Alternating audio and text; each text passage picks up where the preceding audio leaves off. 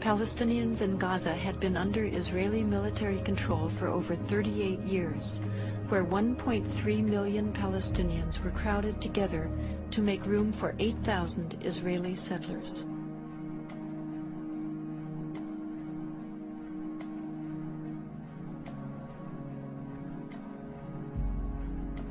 In August of 2005, Israel dismantled its settlements and military posts inside Gaza and relocated its settlers. The media, along with Israeli politicians, portrayed this as an unprecedented sacrifice. In reality, it was simply a matter of Israel finally complying with international law.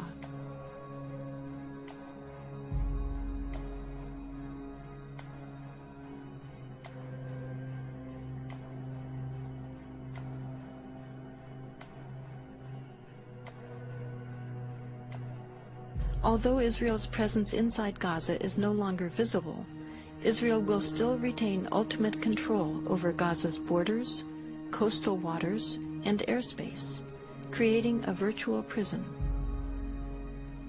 Refugee camps, even if there was no conflict with Israel, are just humanly horrible. They're so overcrowded. And you have 14 to 25 people living in a space.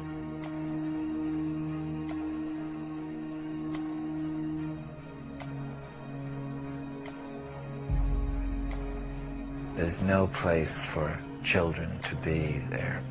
No streets, there are little alleys, no trees, nothing.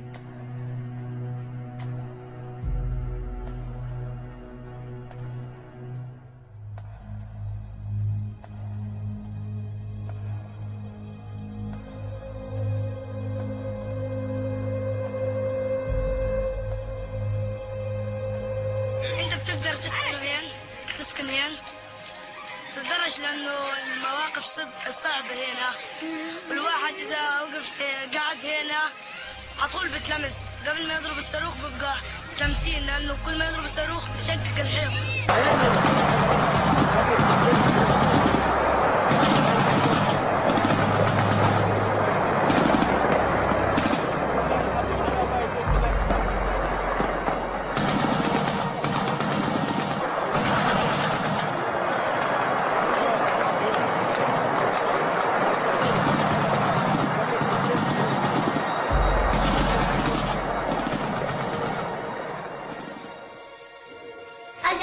قذيفة من فوق دخلت على الشباك بعدين كسرت كل الشبابيك والدار انحرقت. ليش هم كسروا غراض كسروا لعبة لسه في كتير غراض ساحوا كله رميناه على الزبالة والأواعي رميناها على الزبالة بنشحت من دور الناس أواعي للناس وحتى الأكل اللي بناكل فيه ريحته غاز ومش راضيين نصيب أواعينا وهينا لابسين غاز. لو تشموهم أواعينا خلي اليهود يجوا يشموا أواعينا ويشوفوا دارنا. كل ما نيجي نتحمم في الدار نيجي نعمل نيجي بنشوف الريحة كلها كتلاتنا كتل. هاي الأواعي شوف ها ما لمناهم مش غير شم غاز. ايش بدي اسوي؟ حتى نظارتي لأبويا جاب لي إياها ما فرحتش عليها. حتى الإزورة الأم جابتها الحلب الخواتم ما فرحتش عليهم. كيف بدي أفرح عليهم والعقد وهذاك كيف بدي أفرح على أغراضي أنا؟ نفرح على أغراضنا بإيش؟ يعني أطفالنا مش عارفة تعيش ولا إحنا عارفين نعيش. يعني عيشة ايش بدي اقول لك كلها خوف ورعب. عايشين في الخوف والرعب.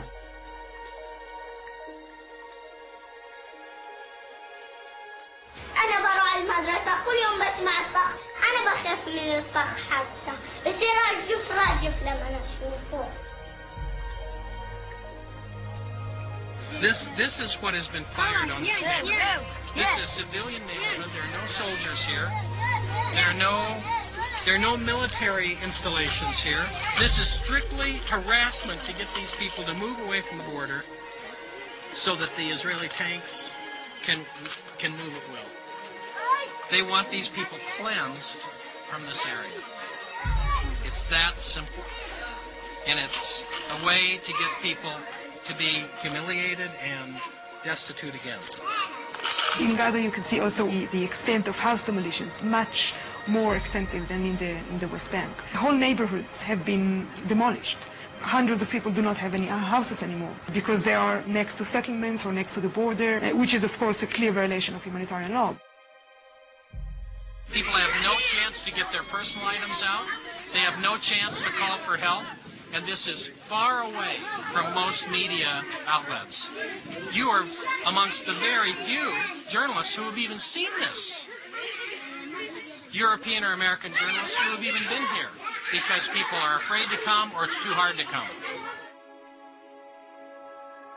And one of the things we were told in Gaza by a very respected Palestinian psychologist who had just completed a study of 1,000 Palestinian children was that they had discovered that many of these Palestinian children no longer had a will to live, that they were so dehumanized and so affected by seeing their fathers particularly beaten by Israeli defense forces, that the psychological condition is one of the dimensions of the conflict that is not widely understood.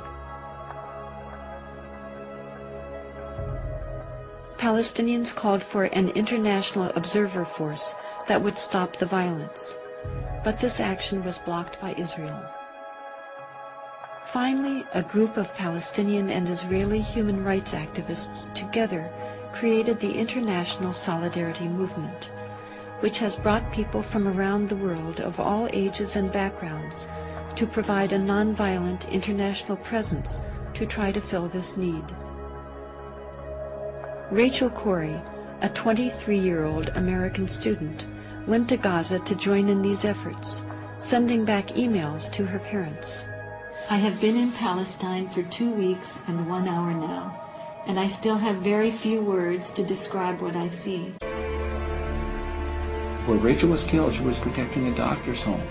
And that's important to realize. And the 3 children, his wife, she knew that family, and that doctor felt that Rachel was like a daughter to him. He bought that house. It was in the middle of a neighborhood. There were other rows of houses between his house and the border. Those other homes, those other streets were all destroyed, and now it's history.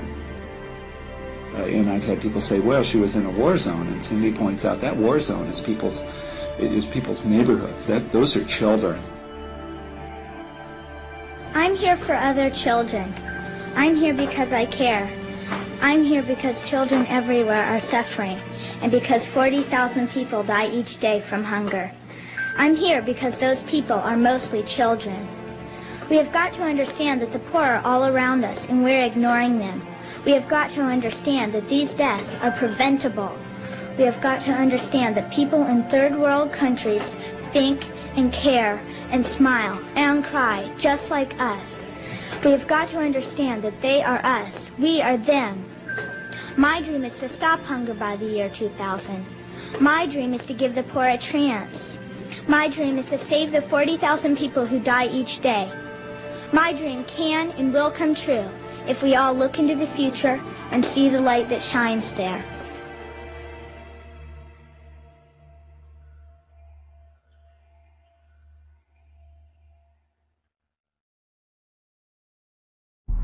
As Israel completed its withdrawal from Gaza, the following day it issued orders to confiscate additional Palestinian land from the West Bank and continue the construction of a separation wall.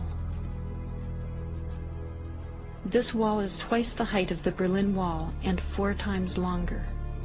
It rips through villages, severing travel for work, health care, and education, separating farmers from their lands and families from loved ones. An Israeli study revealed that the barriers route was chosen in order to confiscate land intended for illegal settlement expansion, not for security reasons. Here you have this huge wall being constructed right in the middle of the West Bank. How can anybody believe that there's going to be the creation of a real state? It's a symbol and a reality of oppression. Anybody outside of Israel who supports a two-state solution has to be very careful, because what they mean in two-state solution is that 90% of historical Palestine would be Israel. In the rest 10% you'll have two huge prison camps, one in the Gaza Strip and one in the West Bank.